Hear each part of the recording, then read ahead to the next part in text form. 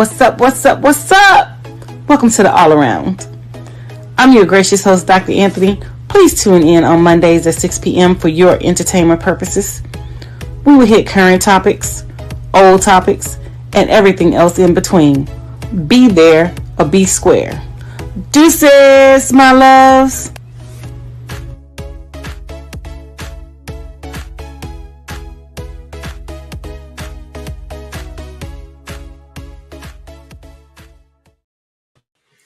Hi, my loves. Welcome to another great episode of the All Around. I am your gracious host, Dr. Anthony. Woo! And we have some hot topics that we are going to discuss tonight.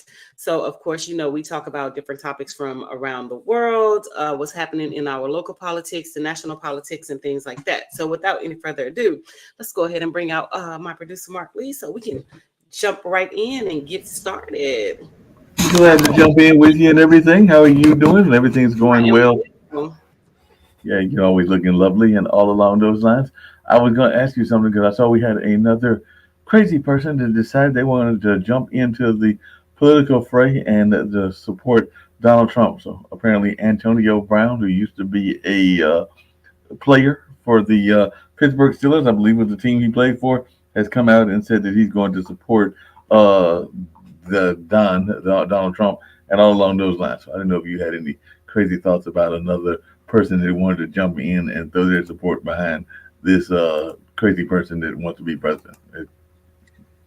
I mean, like I said, for the life of me, I don't understand why minority men are supporting this person. He has a Donald Trump, that is, he has a new lawsuit from the Central Park Five, stating that he misrepresented some information and things like that, which we already know. He always misrepresents information and lies about things that's happening and things that's going on, and he's still spreading the misinformation about these young men who were falsely accused, and the rapist was already in jail, but because the parents did not have money to fight the case, they were tried and convicted unlawfully, and things like that or whatever. So yes, he is definitely going to be tried and convicted. So I cannot wait until that happens and that takes place. I see that the Supreme Court has already shut down Michael Cohen's case against him. They won't allow it to go for any further, but we already know that anytime it's anything against him and things like that, he has a handpicked Supreme Court. So they're basically protecting him and things like that. So, for me, with, like black men and black people who are supporting this person, it is absolutely insane, as to why and how that these people are, still in their right mind can support this man. Honestly. Well, I don't get it. Well, I was glad, like I told you earlier, last Thursday, I had the pleasure of hooking up with Daybreakers, which is a dance group. I think they might be based in New York. I can't remember where their home base is, but they used to do worldwide raves before the pandemic. And then during the pandemic, I kind of met them through Zoom because they were doing Zoom versions of it and everything. But they had an event here in Durham, and we marched to the polls and had a decent crowd, not a great crowd, but a decent crowd. And that was the first day of early voting. And then I think it was either Friday or Saturday, some of our students from our HBCU did a Soul to the Polls kind of rally, and that actually had major attendance because I think that they had drums and everything else. But in both events, they got the youth mobilized and got folks out there. So hopefully that's what we're seeing around the nation is the youth mobilizing and getting out there to vote for Kamala Harris and all along those lines. But like I said, I've heard about both of those events, and both of those events seem like they were good events in that sense and all along those lines. So I don't know how things have been going in DC, as I was asking you earlier, but we've got a lot going on here just at the Cultural Center, because as folks can tell, sometimes I'm doing the show from here, but we just had a full week. We had the Durham Symphony do American music yesterday, and we had the quilters here, African-American quilters, showing and demonstrating what they do on Saturday, and then we had the poetry slam, and then we had a movie that you would find interesting. It was called God Talk, which was about how millennials are handling religion and how many of them are going that spiritual path and all along those lines. But it is a movie that was sponsored partially by the Smithsonian and some other organizations here in this area, but apparently they're taking it on a nationwide tour. But they're asking young people how they are dealing with religion or not dealing with religion. religion? Because I know you came and you have not hidden it from a religious background, but we were just talking about how a lot of the church folks, and particularly the millennials, are not pleased with the direction that church is going in terms of giving them a voice. I'll just say it as that. But I don't know how you feel about that as one that grew up in that environment. Mm-hmm. So, I mean, my thing is, you have to seek your faith and, follow what you believe.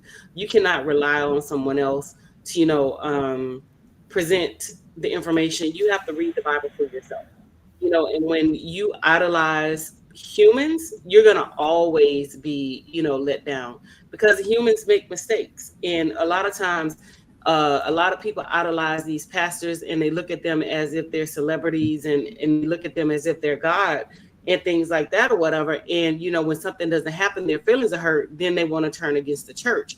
But the church didn't do you anything. It was the person who is a representative of the church that did you something. If you're going to get upset with the person. You don't get upset with the church and turn your back on your religion and your calling and things like that. But, like I said, from early on, to each his own. I'm not going to stop, believing in God because somebody says something that I didn't agree with or something that I don't like and things like that or whatever. Again, to each his own. If that's the route that you want to take, if that's the route that you want to go, that's on you. You know what I'm saying? But you have to be a seeker of knowledge, and you have to understand and read the Bible for yourself in order to gain knowledge and in order to get that spirit of discernment and things like that, so you can understand and you can comprehend the word. And when you know that there are false prophets, you can recognize the falseness against the realness and things like that or whatever. So even my thing is, if you were not even brought up in the church, you can still seek knowledge and you can still seek that understanding, and you can visit different churches. You can talk to different people. It's not just a one size fits all type situation. Right. For example, the pastor in Houston made a statement that giving to the poor is not a blessing. You don't get no benefit from giving to the poor. And my thing is to each his own. I'm not gonna not give to somebody who's less fortunate and things like that. I'm not gonna not do for somebody if God puts it in my heart and on my spirit, in my spirit and on my heart and things like that. I'm gonna do what I gotta do. Blessings come in many ways and many sizes, factors, and things like that or whatever. But for someone to just sit out there and say that you don't get blessings for blessing people who are less fortunate, that's inaccurate and that's not true. So even you have to have a spirit of discernment, and you have to know the word for yourself in order to know when these people are shooting game and running BS by you. So he wants all the money to come into the church where he knows that he can directly benefit from it. He doesn't want anyone to give to the poor and less fortunate, which is so sad. And as far as these millennials are concerned, you have to do what's best for you in terms of your spirituality and in terms of your relationship with God. If you don't believe in God, that's on you. If you do believe in God, that's still on you. But you still have to pray and you still have to be a seeker of knowledge in order to understand the Bible and in order to understand the word. No, that makes a lot of sense. And like I said, the movie focused on that to some degree and everything. It also talks about how certain things that were not as prominent in the Bible days are now out there. So they're trying to figure out how they can deal with it and everything. Because I think they dealt with a little bit about how churches are either dealing with or not dealing with the LGBTQ community and transsexuality and a number of other things like that. And there was a number of folks that even talked about their faith walk, kind of like what you're talking about. And there were some people that chose to go the Eastern religion route, including some African Americans that decided to go the Buddhist route. And like you said, it's really each person's journey and everything. But speaking of that journey and speaking of people pandering toward a certain group and everything, there is no doubt that in my mind, Donald Trump is trying to sometimes pander to the evangelicals. And apparently later on, but as a matter of fact, while we're doing this show, he's going to be appearing at the 11th hour faith leaders meeting here in North Carolina in Charlotte. And he'll be joined by Ben Carson, the former Housing and Urban Development Secretary, and his son, Eric Trump. So if we wanted to, we could jump over and watch that according to the Hill, because that's going to be at 6:30. So there's no doubt in my mind that he's trying to appeal to the evangelicals and all along those lines, because these are North Carolina faith leaders and everything. But I'm sure there'll be some other people that aren't from North Carolina there as well. But it does seem like he's kind of cater toward those evangelicals. Of course not. He would not get no love and no support on my show. I don't want anything to, be as if I'm supporting this man and things like that or whatever. You brought it up, we can discuss it, but as far as he and airtime and play on my show, that's not gonna happen. The only person that I would yeah, the only person that I would give any type of airtime and play is Kamala and things like that, because I support her wholeheartedly and things. Now, granted, I do talk about Trump and things like that or whatever, but as far as giving him airtime and things like that. No, because I don't want people to liken me and think that I'm in tandem with anything that he has going on and things like that or whatever. So no. And my thing is he's pandering to folks, like you said, and he's trying to get people, because he's lied and he's continuing to lie. And he's trying to get people to go out to the polls and vote and things like that. But the thing about it is they have woke a sleeping beast when it comes to like young people and things like that, and especially suburban women, suburban moms,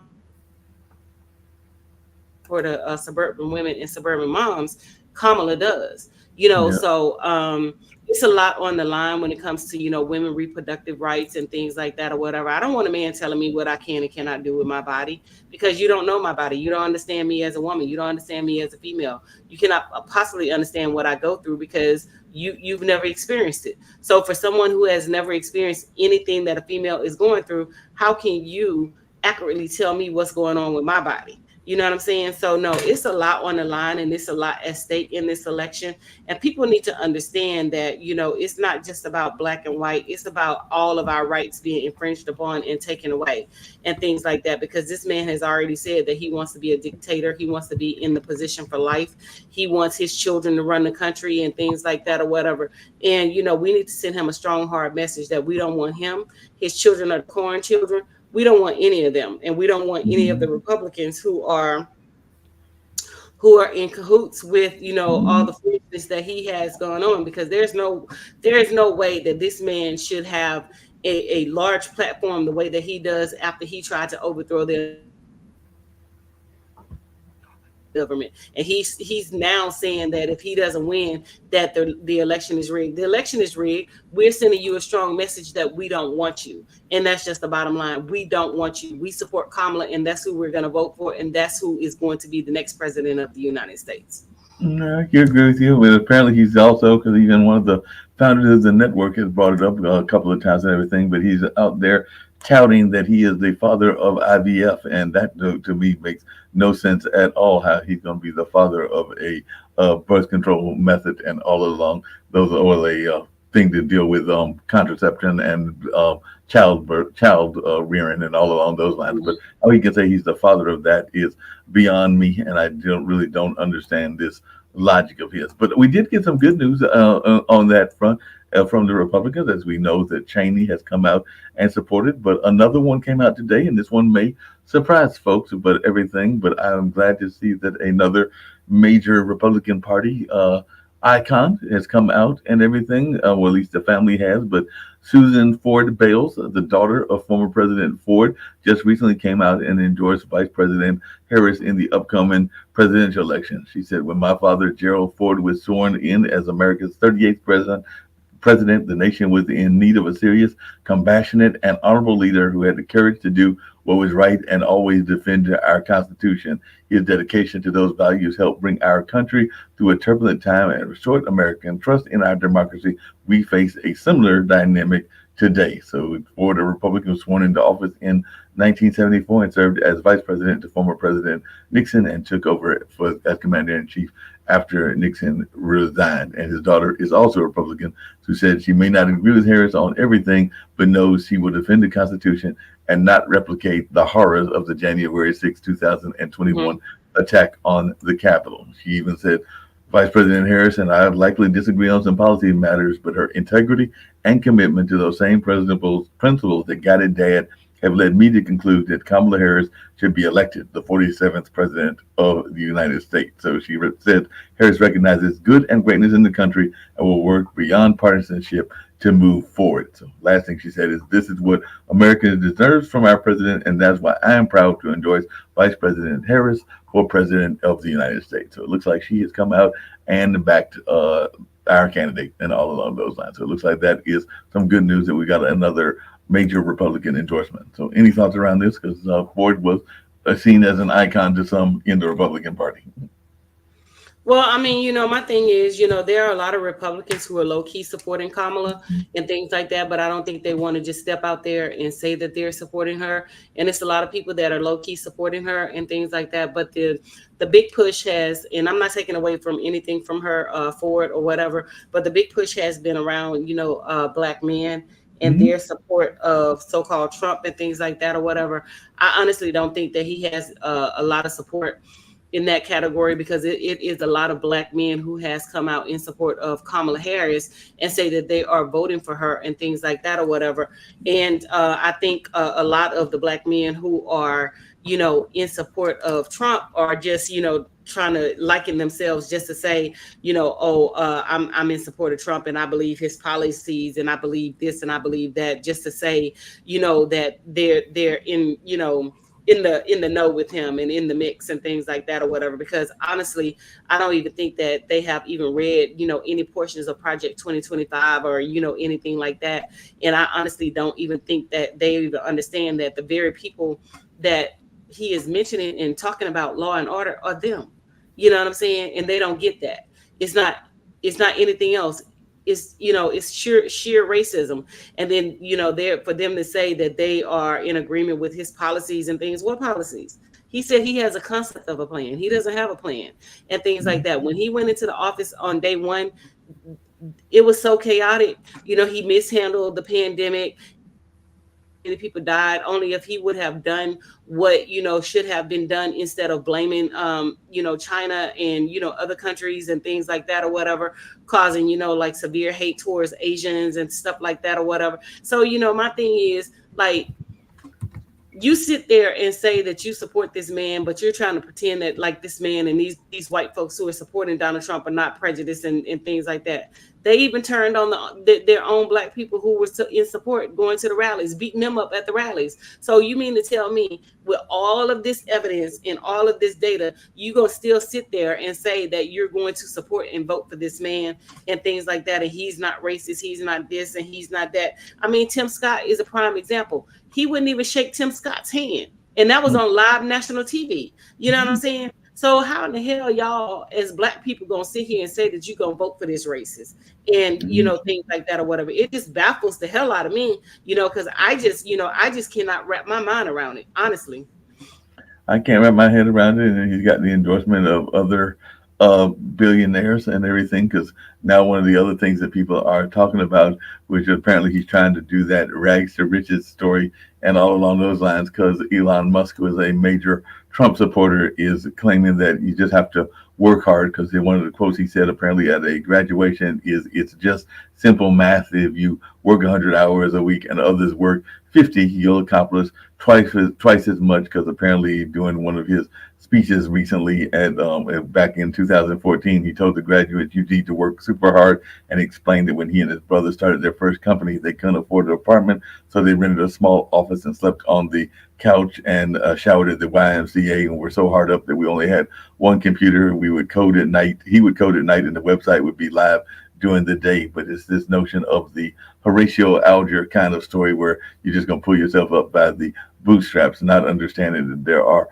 other factors involved in that story as well. I'm sure even with him, there were other factors involved, including who some of his backers were and everything. But I love when they give this notion that they were as poor and as struggling as some of us have been and everything. So what's your take when some of these folks are trying to maybe snow us a little bit?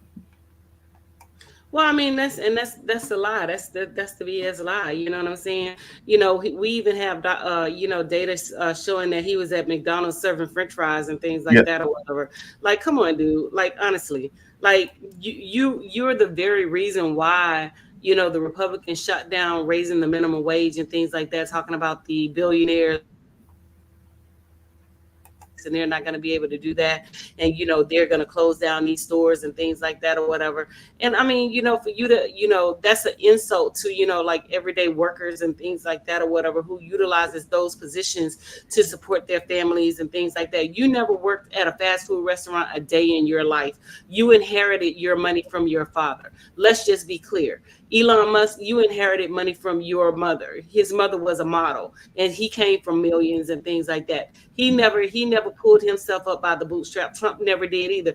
But it's really ironic that these people can tell Black people and other minorities, oh, you need to work hard and you need to pull yourself up by the bootstrap, but you didn't. You know what I'm saying? And then you put every obstacle in our way to try to, disenfranchise us and try to keep us from, like earning potential, 6 and 7 figure salaries and things like that. But we are the ones that have to pull ourselves up by the bootstrap. But you inherited your money, and you inherited money from, like the slave trade and the slave economy and, things like that or whatever, because all these companies, these older companies, such as insurance companies, MetLife and, all that, Sears and Montgomery Ward, all of them benefited off the backs of Black people and stuff like that or whatever. And for these CEOs to sit there and say that they have the audacity to say that you have to pull yourself up by the bootstrap, it's so baffling to me. When did Trump kids have to pull themselves up by the bootstrap? You know what I'm saying? When did they go out and work at McDonald's, Burger King, Taco Bell, and things like that? So, I'm just trying to understand,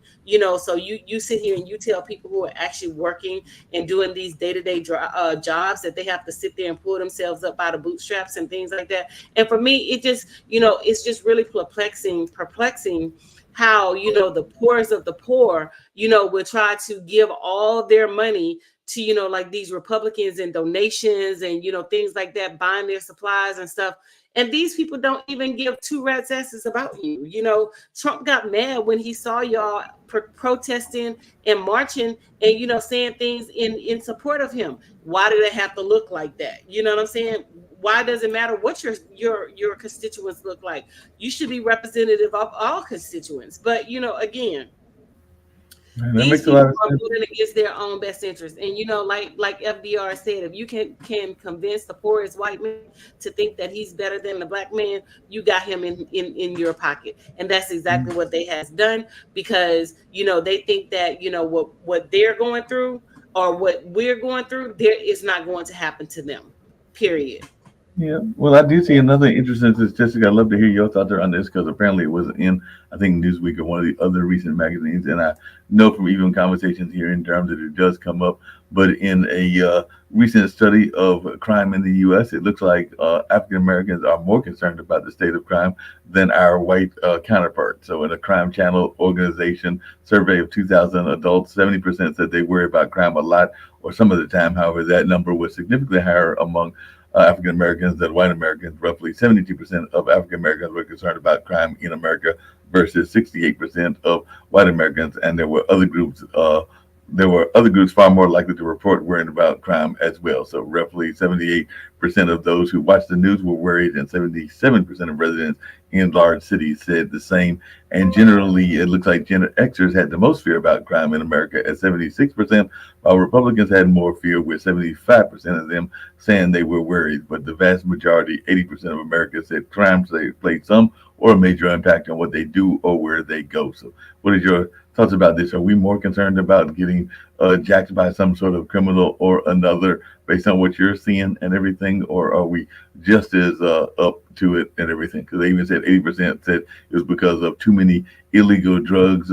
Yes, public perception of what was driving crime varied. 80% was said it was because of too many illegal drugs available to young people, and 77% attributed to a general moral decline in the country, and 76% said it was because of a lack of mental health treatment facilities. So it definitely looks like that is an important issue, and I know it's been an issue that's come up in the elections as well. But I just wanted your take on this, because apparently, by at least a little bit, we are more concerned about crime than some of the other populations.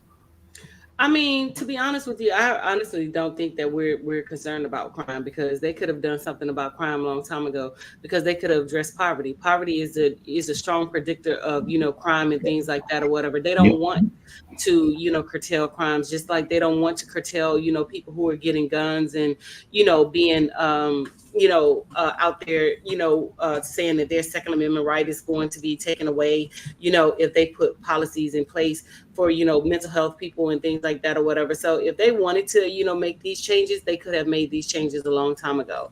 It's the United States has some of the toughest laws when it comes to, people who commit crimes, but yet and still we have some of the we lead the world when it comes to, like incarcerated humans, men and women. So, my thing is, why is it so prevalent that, that we are, on the forefront when it comes to, like people who are incarcerated versus, a country who has, less, demanding laws and things like that, and who has less people who are locked up and things. So, my thing is, if they really wanted to combat crime and they really wanted to combat a lot of these things, they would have done so a long time ago. It's not just, something that has, popped up in the mix and things like that or whatever. These people don't want to, fix the system. They don't want people to do to be successful and things like that. They want to keep the nation dumb and things like that or whatever. They want to keep you in poverty.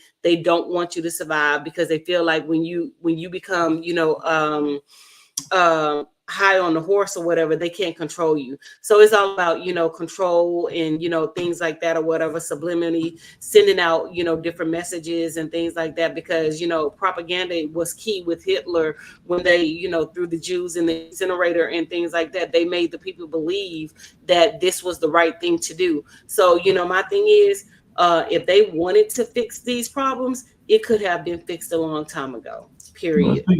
speaking of problems that they can fix and everything, as you know, sometimes the medical establishment is also not doing that great for us as well, because there was a recent study that came out and everything that talks about after black patients undergo a surgery, they are more likely than their white counterparts to receive only an opioid for post-operation pain relief. I want to say that even when my dad had surgery, that he had, I think it might have been morphine or one of the other ones that's a painkiller, rather than a more nuanced combo of drugs that could work better and everything. So there's something called the analgesics, and so-called multimodal analgesics is the recommended way to go. But experts say that unfortunately our patients, African American patients, are 29% less likely to receive it. So it looks like a lot of times we are not we are getting things that could be more harmful than helpful and everything. So I don't know any thoughts around that, because I do know that that is a concern, that sometimes we don't get the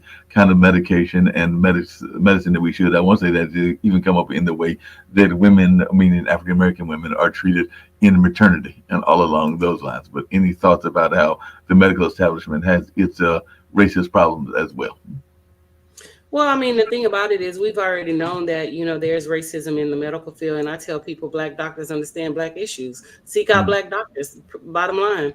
I mean, I live here in DC. So one of the first things that I did was I sought out black doctors. And what better place to go is Howard University Hospital. Mhm. So my gynecologist is over at Howard University Hospital. And I always ask my gynecologist, who would be a great doctor for me to, go to as my primary and things like that or whatever. So black doctors refer you to black doctors. So if that's what you want, seek out a black physician or whatever. Because I haven't seen a white physician since I think I lived here in the city, and things like that or whatever. So like I tell people all the time, black doctors understand black issues. If you want your issues taken care of and you want your issues understood, seek out a black doctor. Yeah, that makes a lot of sense and everything. I know sometimes we talk about some of the other communities, and I know you're going to love this one, but apparently our fine folks in Puerto Rico are about to get a federal government loan of about $860 million, because the federal government announced today, meaning Monday, a $860 million private loan guarantee for the construction of solar and battery storage facilities for Puerto Rico, because that's getting them one step close to their 2050 goal to be energy independent amid a Mhm. slow global movement to transition to clean, renewable energy like other places in the United States, such as Hawaii and California, but it looks like they are going to get a sizable portion of money. And I know there are some people that have even talked about independence for Puerto Rico as well. But it looks like they're about to get a nice little check in order to build these solar panels and get the solar going in Puerto Rico. So well, I don't know if you got any thoughts about whether Puerto Rico should be a state or not, and whether they should get this money and everything. But it looks like they're about to get this big check. Honestly, I don't care because they put their trust in Trump and things like that or whatever. So my thing is, let the Republicans help them out. I don't want my black tax dollars going over nowhere that we're not wanted and warranted and things like that or whatever. And don't get me wrong, it's not all Puerto Ricans, but the vast majority of them bask in the glory of these white folks. But then Trump, he threw supplies at them. You know what I'm saying? He didn't even, treat them with respect and dignity and things like that. He was throwing supplies at, Puerto Ricans and stuff like that or whatever. But then in the aftermath, you want Black Americans to step up and take care of, what the white folks did not step up and take care of and things like that or whatever. So, my thing is to each his own. When y'all start respecting us, we'll start respecting you. And that's just the bottom line. You know what I'm saying? Honestly. Period.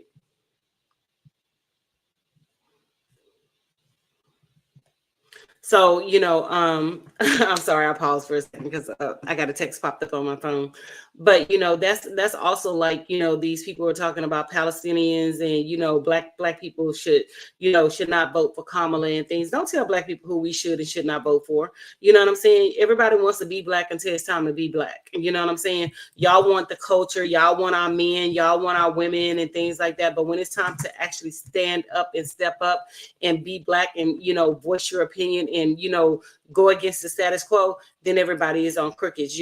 It's crickets. Everybody's on mute at that point, and I always say everybody wants to be black until it's time to be black and things like that or whatever. So, my thing is, stop enlisting black people to do certain things or whatever, because we already have enough going on as it is, and for, you people who are coming into the country talking about, oh, you don't deal with black people, you don't do this, you don't do that. How in the hell you think that you're able to do and say any of the things that you're able to do and say is because of a black person?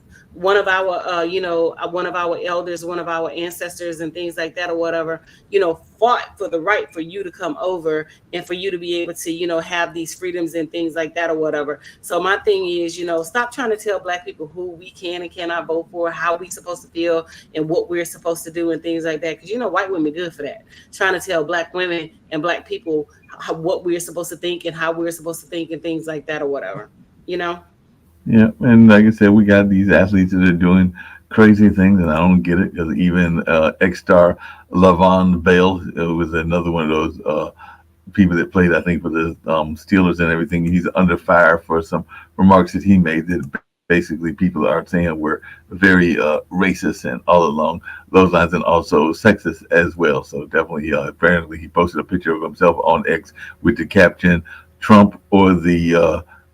Another word for like folks that are not that well respected and everything that is kind of connected to Trump if you remove a letter and everything along those lines. So he said that wearing a T-shirt with the same words above the viral photo of Trump and pumping his fist after the attempted assassination on his life next to a vice president of Kamala Harris making an unflattering face and everything. So definitely, if you think about certain movies that had a certain title of a movie of a thing that can be very derogatory, that's what he did. And it wasn't that long ago that he did that and everything. So yeah, I don't get these athletes that are coming out in support of Trump and all along those lines, but definitely it'll be interesting in that space. I got given off of that just for a second. I did see another article that was quite interesting, and you're a teacher and an educator, so maybe you've got some thoughts about this. But there is an article that came out recently that says that more African American children are experiencing the changes and challenges of puberty earlier than others. So it says that they're experiencing that, and it was a report from the 2024 report from Harvard T.H. Chan School of Public Health, and that African American girls from lower lower economic statuses are starting their period before the average age, and a 2012 study noted an early onset of puberty for boys in the U.S., with African American boys reaching puberty earlier than other groups. So it says that puberty is starting earlier and lasting longer, according to bestselling author Nancy Reid in an interview with the Griot. We must prepare kids for these changes with accurate information, allowing them to understand and embrace their bodies without shame. So just wanted your take on this. And are we doing something with our food, or is there a reason that our folks, particularly in our community, are starting to experience earlier puberty than they might have done historically and everything? So they're saying that there are factors like diet, stress, and possible epigenetic influences that have been cited as well. But you're an educator, so have you observed that? Because you would see these kids much more than I would. So it's definitely the food. I think it's the steroids and things that they're using, and those cloning drugs that they're using to clone, food, the chickens, especially chickens. Because if you go in the store, the chicken, chicken meat is so large now, and you can tell that the chickens were on steroids and things like that. So it's definitely, for me, the food definitely plays a role into, how it affects our bodies and things like that. Not only does the food, but also, stress can, bring up on certain things, and then genetics too. So we have to understand how genetics work when it comes to, female bodies and things like that or whatever. Because some women start their cycles, around 8 years old. But the typical age is around 12 and things like that or whatever. But some younger women have, experienced even menopause, at an early age and things like that or whatever. So we just have to, be diligent about, what's happening and things like that or whatever when it comes to, like the intake of, food and stuff like that or whatever. So, yeah. It sounds like because they were even saying it was impacting other things as well. Because I think I even heard it was impacting some of the things dealing with women's body parts as well, like with the menstruation. Because it says that new study has recently found that African American children are beginning to menstruate at earlier ages. So it does look like Mhm. there is a number of things that are going on in that space and everything. And definitely that's interesting and everything. I know that we need holidays for everything, and I don't mind that because there is holidays for a little bit of everything. But as I was doing some of the research for this, I did not realize, because apparently it Mhm. was last week and everything, that there was literally a day called World Menopause Day. So apparently there was a day giving Mhm. y'all acknowledgement of what you ladies go through and everything. But I know that we give days for everything, and definitely there was that even notion of Claire Huxtable shoving her head in a freezer in a semi jest and everything, talking about what you ladies go through. So maybe it deserves a holiday, but that one actually caught me off guard. That we have a World Menopause Day and everything, but apparently there is a World. Honestly, honestly, I am not surprised. You know what I'm saying? They have a day for everything. So, it nothing surprises me and shocks me anymore. So, hey, like I said, it is what it is. But I'm ready for menopause. I'm ready for all this to be over and things like that or whatever. Because when you get to be a certain age and things like that, you just ready. And that's one of the things that I'm definitely ready for, is it to be over. Honestly. Yeah, that makes sense and everything. Have you been following it all this New York case and all along those lines? Because apparently jury selection was beginning for a trial of a man charged in the New York City subway chokehold death, and I vaguely remember that, but I don't know Mhm. enough about it. So have you been following that at all? And if so, what is your take on that particular case? He needs to go to jail. Hands down. You put a man in a chokehold, and for no apparent reason or whatever, because you're not a law enforcement, and then the man lost his life. You just, hands down, you need to be, held accountable, and you need to, face the piper and face your punishment.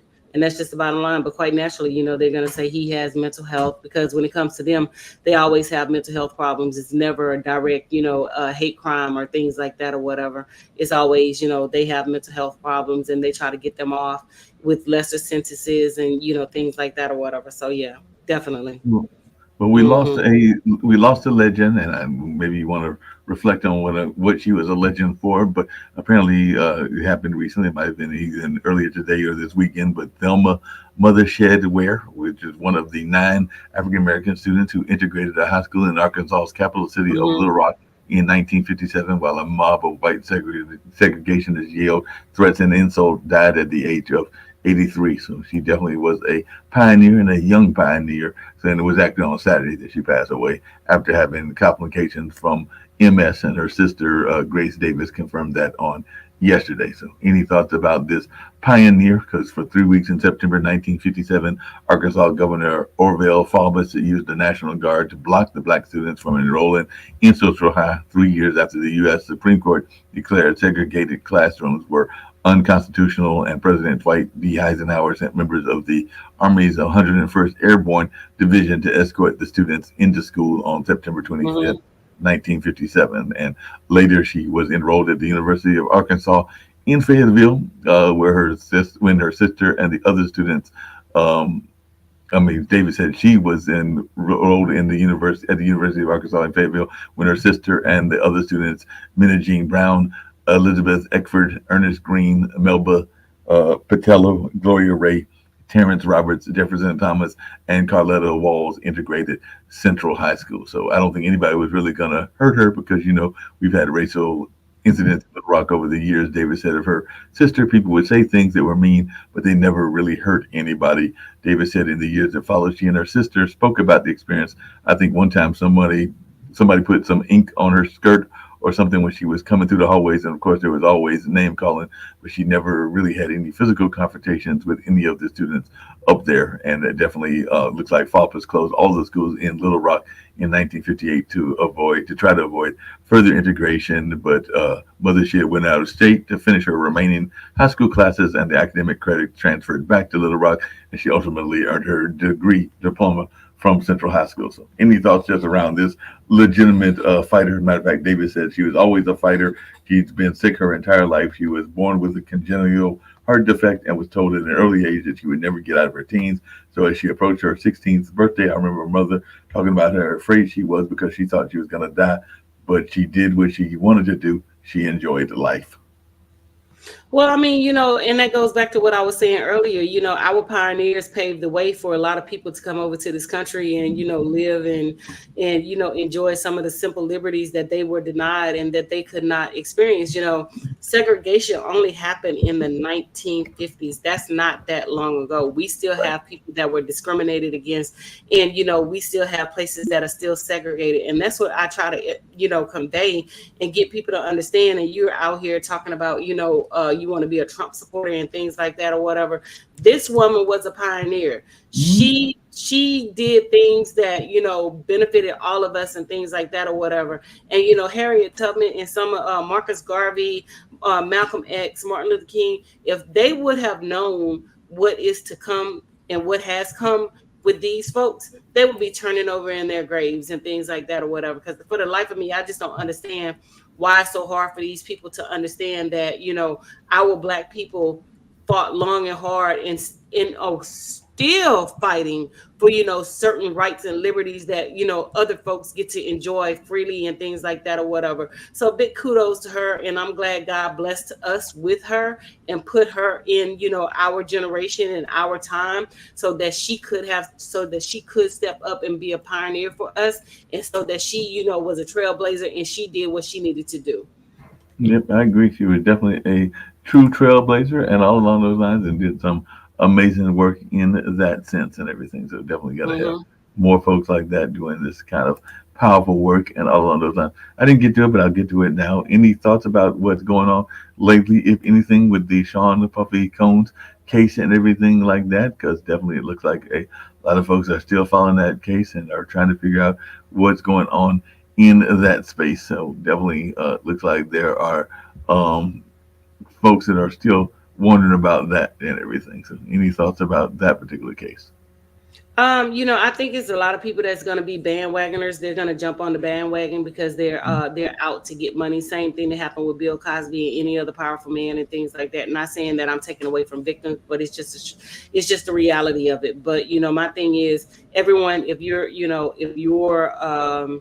trying to expose and trying to sue this man, you need to be, he has a right to confront his accusers. And one of the things is that his attorneys are asking for is, who's the accuser?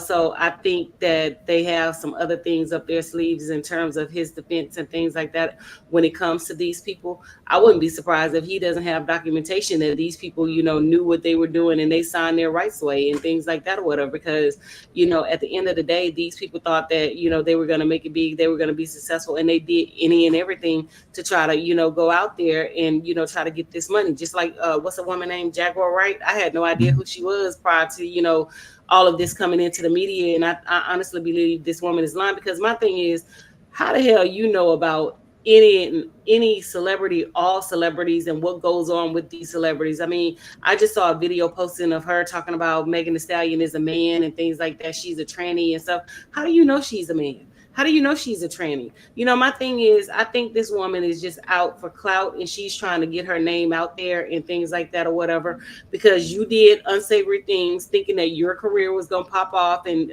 you were going to be able to do what you do and stuff like that or whatever. And it's just not happening. So, I mean, my thing is, it's going to be interesting to see when when it all boils down to it, when it all hits the fan and things like that or whatever, when all the names come out as to who is accusing who and who has done what and who has said what. So it's going to be really interesting to see. I keep up with it briefly on social media.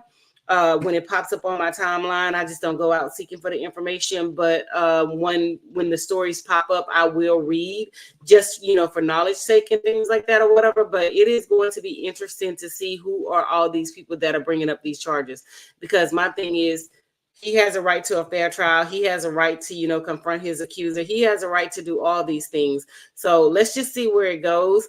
And who's on the end of accusing Puffy of like sexual assault and things like that or whatever, because it's going to be very interesting to see. And I also saw that they had in the newspapers that they were trying to tie other celebrities into these parties and things like that or whatever. So it's going to be very interesting. That the people that are being, outed in these, explicit type parties, these sexual type parties and things like that or whatever. So it is going to be very interesting. That's all I can say. It's going to be very interesting to see, because I'm kind of on pins and needles about, who these people are, trying to put out there and things like that. I mean, because I said it before, even with the Me Too movement, nobody is safe these days. With the Me Too movement, it was hijacked by white women. They took over it and things like that or whatever. So, a lot of people, a lot of innocent people were accused and, convicted because a woman basically said that she was sexually assaulted. I remember there was a story once where this black guy was convicted of rape because the woman talking about she had a dream that this black man raped her. You know what I'm saying? Never touched her, never even, really had conversation, but she had a dream and the man was convicted of rape. So, my thing is, I really want to know who the characters are in the story. And apparently they're supposed to be three. Jane Doe's filed lawsuit on October 20th, accusing the rap mogul of sexual assault. So they are doing that and all along those lines. But I want to get to a lighter story just because it's we're winding down and everything and all along those lines. But I was just wondering that I know that you went to, I believe it was Southern, and here at Central we are having the whole notion of homecoming. I think Hezekiah Walker did the gospel show on Sunday, and the other show will be on Thursday and everything. And I think that Florida A&M, your school of Southern, and Grambling and others have already had their explosive weekends and everything. So I just wanted to, those that are not familiar or as familiar, and even though I went to a PWI, predominantly white institution at Marquette, I have always had many friends and family members that went to HBCU. So I do know the importance from my own mind of the HBCU and the homecoming experience, but not everybody does. So if you just want to share some of your homecoming thoughts and the importance of homecoming, as this is homecoming weekend for a number of our HBCUs, some that have Mhm. already passed and some that are going on now. Yeah, so Southern had their homecoming. Southern and Grambling had their homecoming a weekend ago. My actually my alma mater, Northwestern State University homecoming is this coming up weekend and things like that or whatever. So people go to homecoming for a lot of different reasons, and a lot of people go to the games when it comes to HBCUs just to see the band. When we go see Southern and Grambling play, a lot of people leave at halftime because I go for the band, the battle of the bands, and things like that or whatever. I go for the halftime show.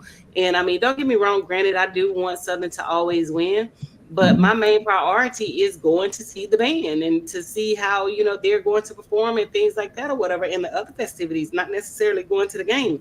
And so, my thing is, if you know, you know. If you don't know, then you just don't know. You know what I'm saying? So, this Southern and Grambling has been ingrained in us since like I was born 1974, and just the camaraderie around the HBCUs and the things that we do in terms of family and support, and the drum majors, the dance line, the dolls, and things like that or whatever. It's just amazing to get a chance to go out there and see.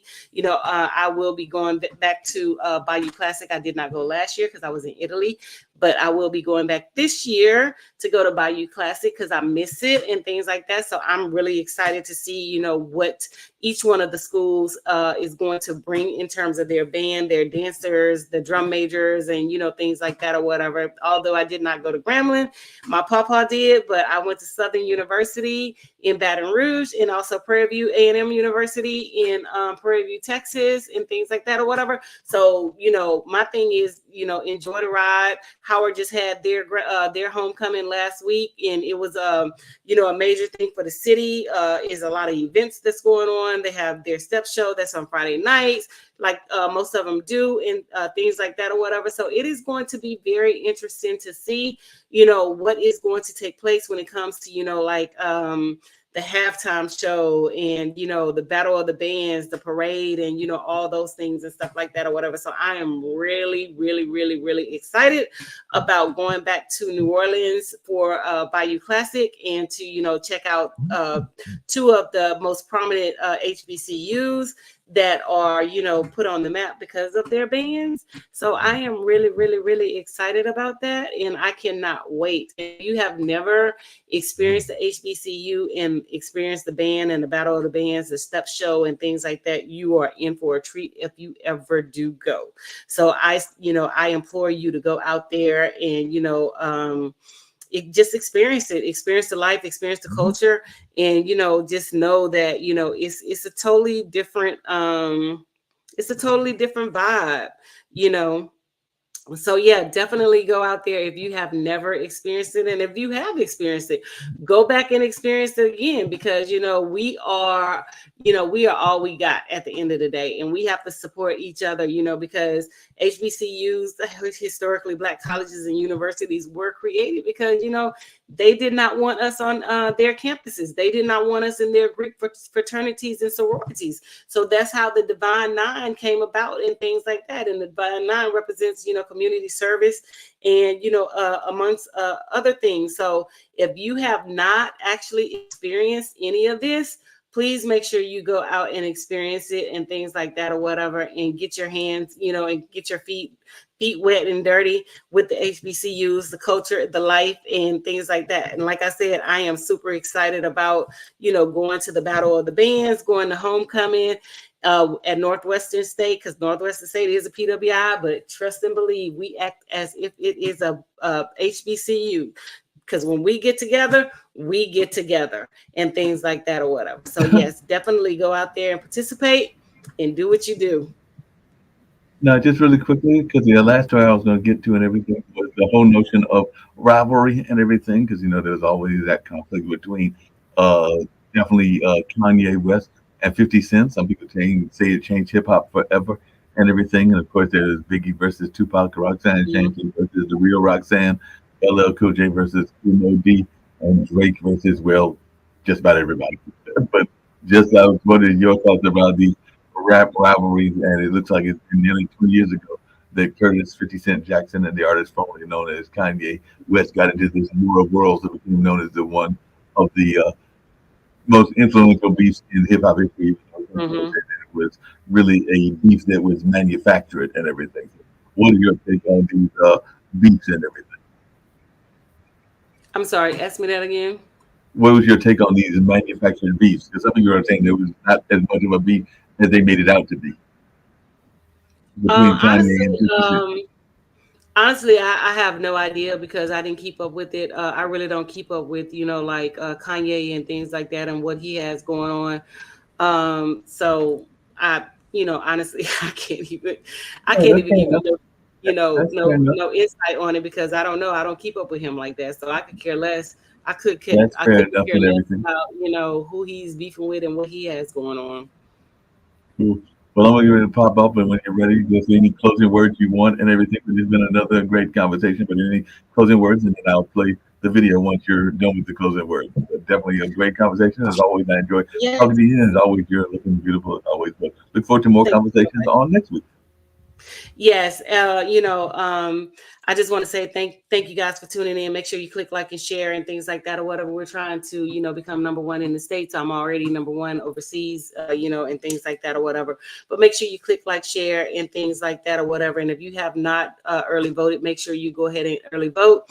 I do know that there are several situations where the Divine Nine has set up stroll to the polls. So I've been seeing it on social media. So let's continue the energy and the momentum, and let's continue to stroll to the polls. I will not be early voting, but I will vote on November 5th and things like that or whatever. So let's go ahead and elect our first woman president and do what we need to do and understand the assignment. So with that being said, the clock on the wall says that's all, y'all. So make sure y'all tune in next week for some more lively topics and things like that. Deuces, my loves. Where are you, Mark?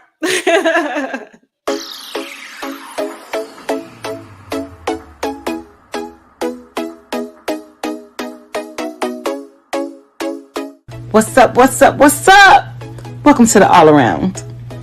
I'm your gracious host, Dr. Anthony. Please tune in on Mondays at 6 p.m. for your entertainment purposes.